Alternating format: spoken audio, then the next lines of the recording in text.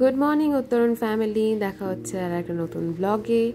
তো সানডে সকালটা কিছুটা এরকমভাবেই শুরু হয় আমার। সকালবেলা ঘরের কাজ আর তারপরে একটা গরম গরম চা দিয়ে। তো দেখতেই পাচ্ছ সকাল সকাল লিকার চা করছি।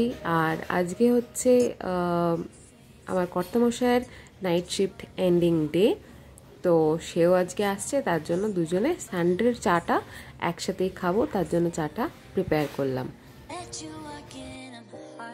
কর্তামশায়ের তো আজকে নাইট শিফট শেষ হলো, আজকে এই সকালবেলা জাস্ট আসলো।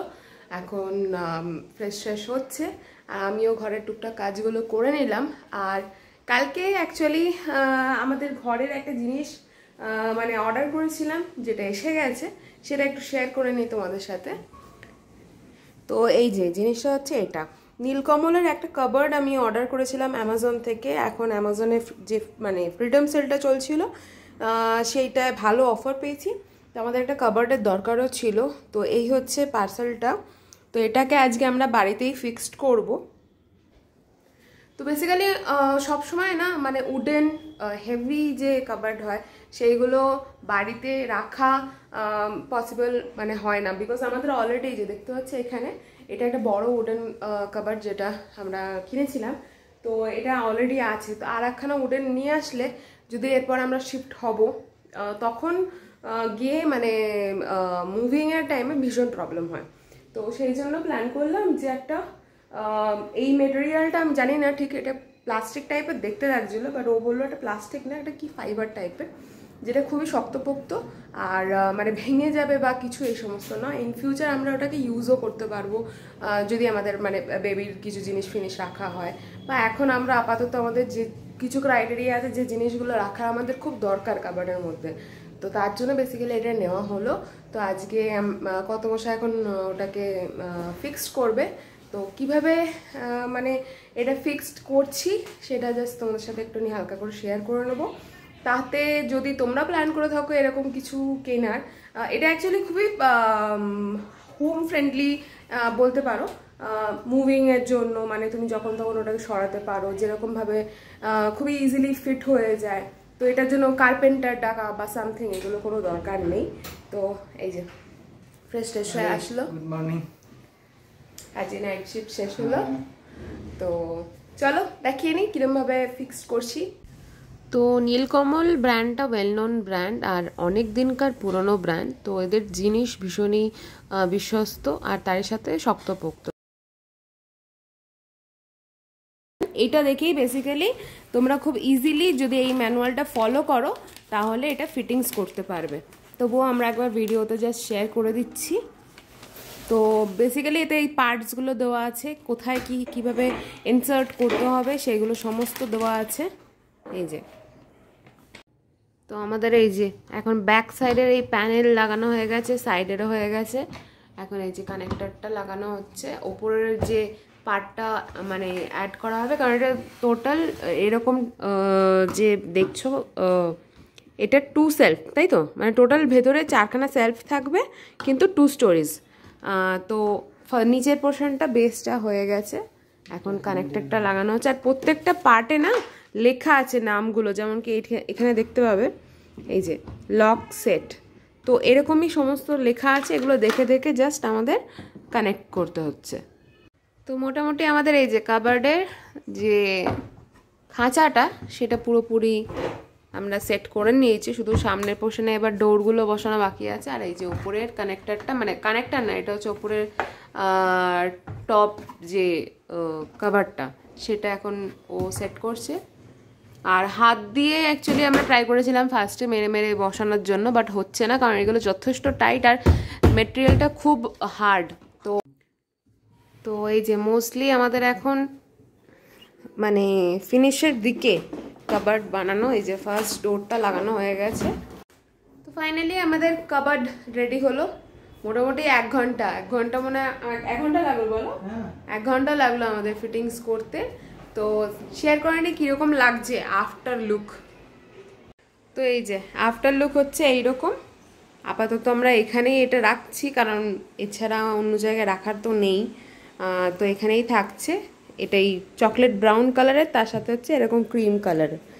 তো বেসিক্যালি এখানে একটা লক দেওয়া আছে, ভেতরে এরকম 4খানা সেলফ, ছোটোখাটোর মধ্যে ঠিকঠাক। কারণ আমাদের এখন স্পেশালি আমার কিছু ব্যাগ আছে, মায়ের ব্যাগ আছে, তো আমরা ওটাই প্ল্যান করেছি যে ব্যাগগুলো এখানে রাখবো। কিছু ইলেকট্রনিক্স আইটেমস আছে যেগুলো মানে আমাদের এক্সেস ওই কাবার্ডের মধ্যে রাখা আছে, সেগুলো সব এখানে আপাতত রাখবো।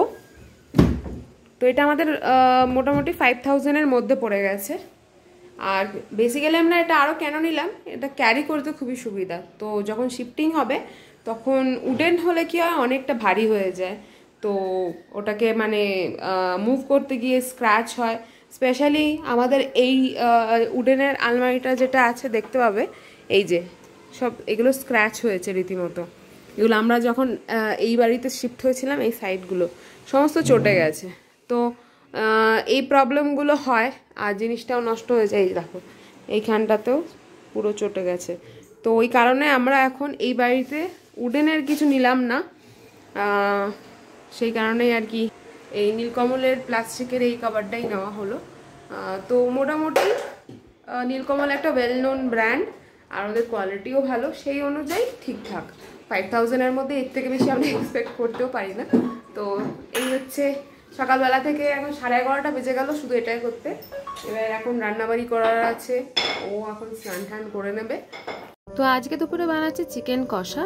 তার জন্য 3 থেকে 4 চামচ দই আমি ফেটিয়ে নিয়ে নিয়েছি। তাতে মিক্স করে নিচ্ছি রসুন বাটা 1 চামচ, 1 চামচ আদা কাঁচা লঙ্কা বাটা, ধনে গুঁড়ো, জিরে গুঁড়ো, আর তার সাথে দিয়ে নিলাম আমি বিরিয়ানি মশলা, তার সাথে নিলাম কাশ্মীরি লঙ্কার গুঁড়ো আর নুন। এবার চিকেনটাকে ভালো করে আমি হাত দিয়ে মেখে মিক্স করে নিয়ে ম্যারিনেশনের জন্য আধ ঘন্টা কি 1 ঘন্টা রেখে দেবো। কড়াইতে দিয়ে নিলাম সর্ষের তেল, তাতে দিয়ে নিচ্ছি গোটা ফোড়ন, দিলাম তাতে তেজপাতা, এলাচ, তার সাথে দিলাম লবঙ্গ, শুকনো লঙ্কা আর দারচিনি। ভালো করে নাড়াচাড়া করে নিয়ে মশলায় গন্ধ বেরিয়ে গেলে দিয়ে নিলাম আমি 1.5 খানা মতো গোটা বড় পেঁয়াজের বাটা। তাতে আমি একটুখানি মিক্স করে নিলাম নর্মাল কুচো করা পেঁয়াজও, তাতে গ্রেভিটা ভালো হবে। আর এতে দিয়ে নিলাম আমি আদা কাঁচা লঙ্কা বাটা আর তার সাথে রসুন বাটা। এবার ভালো করে মশলাটাকে আমি কষিয়ে নিচ্ছি, যাতে পেঁয়াজের যে একটা কাঁচা গন্ধ থাকে আর রসুন আর আদার যে গন্ধ থাকে ওটা কেটে যায়। এবার গুঁড়ো মশলা দিয়ে নিলাম হলুদ গুঁড়ো, শুকনো লঙ্কা গুঁড়ো, ধনে গুঁড়ো, জিরে গুঁড়ো, তার সাথে দিয়ে নিলাম হচ্ছে গরম মশলা গুঁড়ো, আর তার সাথে একটু বিরিয়ানি মশলা। তো এই বিরিয়ানি মশলাটা হোমমেড, সেটা আমি এতে দিয়েছি। এটাতে কি হয়, চিকেন কষার একটা ফ্লেভার খুব ভালো আসে। একটুখানি জল দিয়ে নিলাম যাতে মশলাগুলো ভালো মতো মিক্স হয়ে যায়। তো ভালো করে আমি নাড়াচাড়া করে নিয়ে মিক্স করে নিচ্ছি। এতে একটুখানি 1.5 থেকে 2 চামচ মতো কেচাপ আর সল্ট, তার সাথে এবার আমি দেখতে পাচ্ছি মশলাটাকে ভালো করে কষিয়ে নিচ্ছি। এবার ঢাকা দিয়ে নিলাম। দেখতে পাচ্ছ এখানে তেল অলরেডি মশলা থেকে ছেড়ে গেছে। এবার আমি একে একে সমস্ত যে চিকেনগুলো আমার ম্যারিনেশন করা ছিল সেটা আমি দিয়ে নিচ্ছি কড়াইতে। তো এবার চিকেনগুলোকে ভালো করে কষাতে হবে, পুরো যে আমার গ্রেভির যে মশলাটা আমি রেডি করলাম সেটা দিয়ে। আর আমি অল্প একটুখানি দেখতে পাচ্ছ কষানোর পরে জল দিয়ে নিয়েছিলাম। তো এখানে আমাদের চিকেন কষা রেডি। দুপুরে রান্না হয়ে যাওয়ার পরে আমি রান্নাঘরের সমস্ত কাজ যা আছে কমপ্লিট করে নেওয়াটাই বেশিরভাগ পছন্দ করি, কারণ আবার খাওয়া দাওয়া করে ঘুম থেকে উঠে বা সন্ধেবেলা ধোয়া একটা হেডেক থেকেই যায়। তার থেকে ভালো রান্নাবাড়ি করে ঝটঝট রান্নাঘরের সমস্ত কাজ, বাসন ধোয়া, গ্যাস ওভেনটাকে পরিষ্কার করা, তারপরে যে টাইলসগুলো মানে নোংরা হয়ে গেছে, যেখানে তেল ছিটেছে সেগুলোকে ক্লিনিং করে নেওয়া, এগুলো আমি করে নেওয়াটাই পছন্দ করি।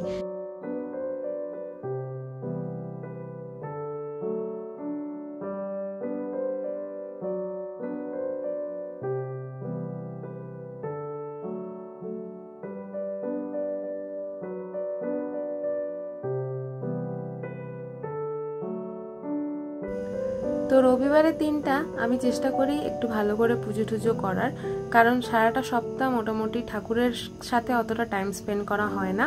তো আমার মনে হয় বিং আ হিন্দু, আমাদের যেরকম সবাই ফ্যামিলিকে নিয়েও টাইম স্পেন্ড করি, সেরকম ঠাকুরের সাথে একটু টাইম স্পেন্ড করার দরকার। তাতে কি হয়, মানসিক দিক থেকে তোমরা অনেক পজিটিভ ফিল করবে।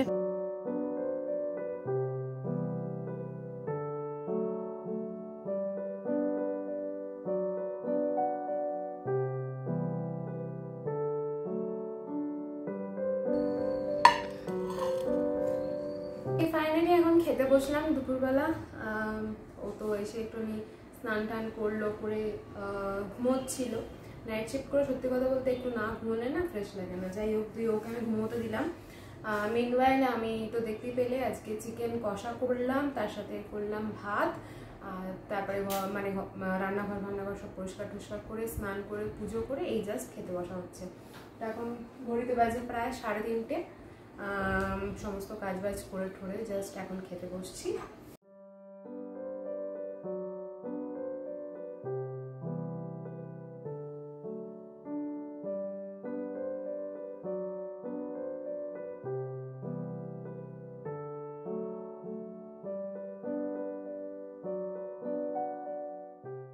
গুড ইভিনিং উত্তরণ ফ্যামিলি। তো দেখতে পাচ্ছ এখন রেডি হয়ে গেছি। অ্যাকচুয়ালি আজকে একটুখানি প্ল্যানই করেছিলাম যে সন্ধ্যাবেলা একটুখানি বেরোবো।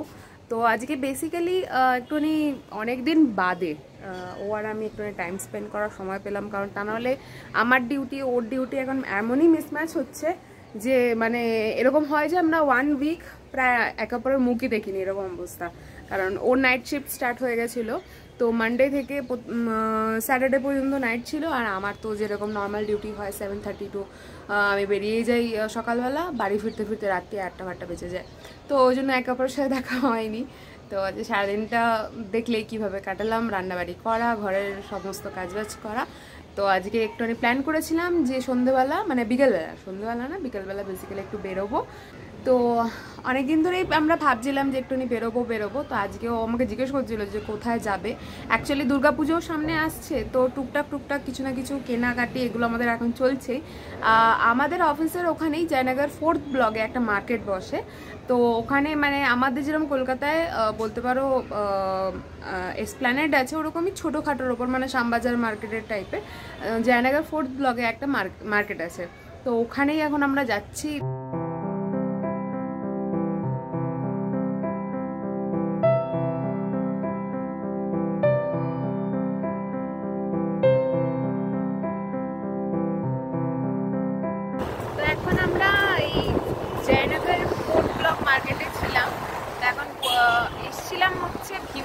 ভীমা জুয়েলার্সে, ভীমাতে কিছু অফার চলছে এই সময়, ওদের অ্যানিভার্সারি অফার। সেই জিনিস মানে প্রত্যেকটা জিনিস আছে, এটা সিলভার কয়েল এছাড়া তোমার সোনা সব কিছুতে। তো আমি একটা স্টার্ট নিয়েছি, বাড়ি গিয়ে দেখাচ্ছি স্টার্টটা কেমন। আমার সিলভারের জিনিস পড়তে একটু ভালোই লাগে, তো অফিস পারপাসে একটা স্টার্ট নেওয়া হলো। আর এখন আমরা যাচ্ছি হচ্ছে একটু কিছু খাওয়া দাওয়া করতে।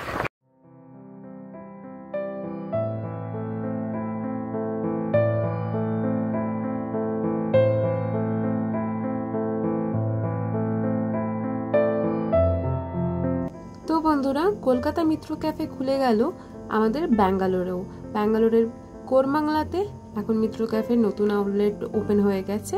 তো আজকে ডিনারের জন্য গিয়েছিলাম আমরা মিত্র ক্যাফেতে। তো অ্যাকচুয়ালি অ্যাম্বিয়েন্সটা আমার খুবই ভালো লেগেছে। অ্যাম্বিয়েন্স বিশেষ করে যে কলাচিত্রগুলো করা আছে বিভিন্ন রকম পেন্টিংয়ের সাহায্যে, তা আমার খুব ভালো লেগেছে। তারই সাথে অ্যাম্বিয়েন্সে প্লাস পয়েন্ট ছিল বাংলা সঙ্গীত। তো খুবই ভালো লাগলো গিয়ে অ্যাম্বিয়েন্সটা দেখে। আর তারই সাথে খাবারে আজকে আমরা রাত্রিরে অর্ডার করে ফেলেছিলাম ফিশ কবিরাজি, যেটা আমাদের ছিল খুবই প্রিয় আর খুবই ভালো লেগেছিল। তার সাথে ছিল চিংড়ি মালাইকারি আর রাইস।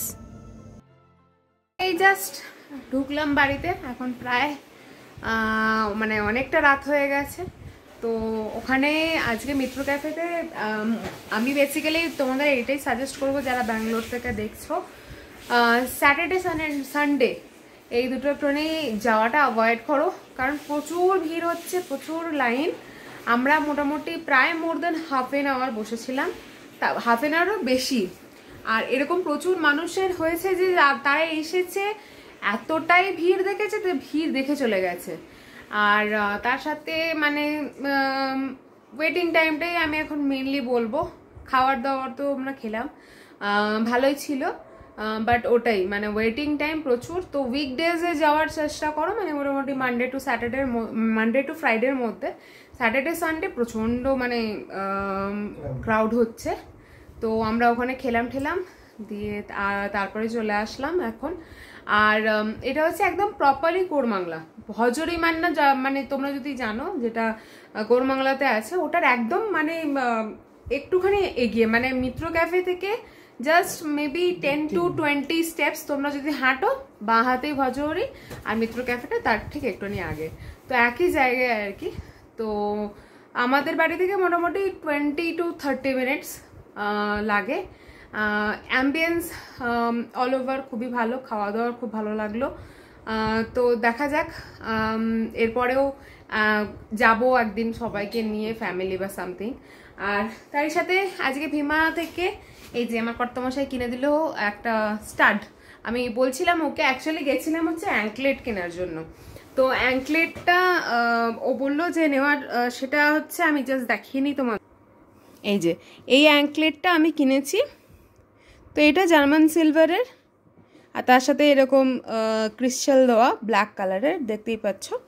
তো এই সেম জিনিস ও মানে খুঁজছিল ভীমা থেকে নেওয়ার জন্য। তো ভীমাতে হচ্ছে ব্যাপারটা যে একটা সিঙ্গেল অ্যাঙ্কলেট পাওয়া যায় না, ওদের নিতে হলে দুখানা নিতে হবে। আমাকে ও বললো যে দুখানা নিয়ে কি করবে, নর্মালি আমার বাড়িতে অ্যাঙ্কলেট আছে, নর্মাল যে সিলভার অ্যাঙ্কলেট হয়, বাট এরকম টাইপের যে অ্যাঙ্কলেটগুলো আমরা একটাই পরিবার পাই, তো একখানা নেই। তো আমি ওকে বললাম যে এসেছি যেখানে, আমার একটা কানের দুল লাগবে অফিস পারপাসে, তাহলে ওটা আমাকে কিনে দাও। তো এই যে এই স্টাডটা নিয়েছি, একটা ওভাল শেপের, আর এটা মনে হয় তোমার ওই আমেরিকান ডায়মন্ড যে হয় সেই, আর গ্লেজটা খুব সুন্দর, এটা পুরোপুরি সিলভারের। এই সিলভার স্টাডটা কত কত গ্রাম ছিল গো, গ্রামটা মনে আছে? গ্রামটা মনে নেই। তো এই যে ছোট্ট মতো একদম, এটা মোটামুটি আমি পরেছিলাম, খুবই ভালো লাগছে। আর অফিস পারপাসে না এরকম ছোট ছোট শার্টগুলো মানে ভালো যায় আর কি। তো এটা আমার নিল হচ্ছে 795 এই ছোট স্টাডের পেয়ারটা, কারণ এখন সিলভারেরও দাম অনেকটাই হাই যাচ্ছে, যেহেতু গোল্ড প্রাইসও বেড়েছে। তো যাই হোক, ভীমার সিলভার কোয়ালিটিটা খুবই ভালো হয়, ভীমার সিলভার পুরো পিওরিটিটা খুব ভালো হয়। তো সেই কারণেই মানে আর কি আমি সিলভার যদি কিনে থাকি, আমি ভীমা থেকেই মানে বলি আর কি যে ওখান থেকেই সিলভার কিনে দেওয়ার জন্য।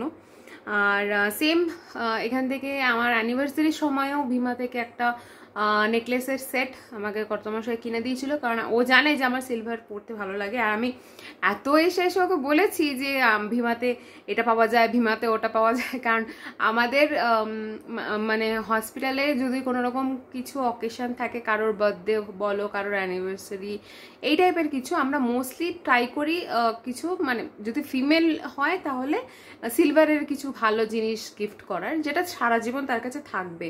তো ভীমা থেকে আমরা প্রচুর গিফটস এরকম নিই, স্টাডস বলো, একটু হেভি ইয়ারিং, তার সাথে পেন্ডেন্ট সেট, এই সমস্ত আমরা মানে কিনেছি, ব্রেসলেট কিনেছি।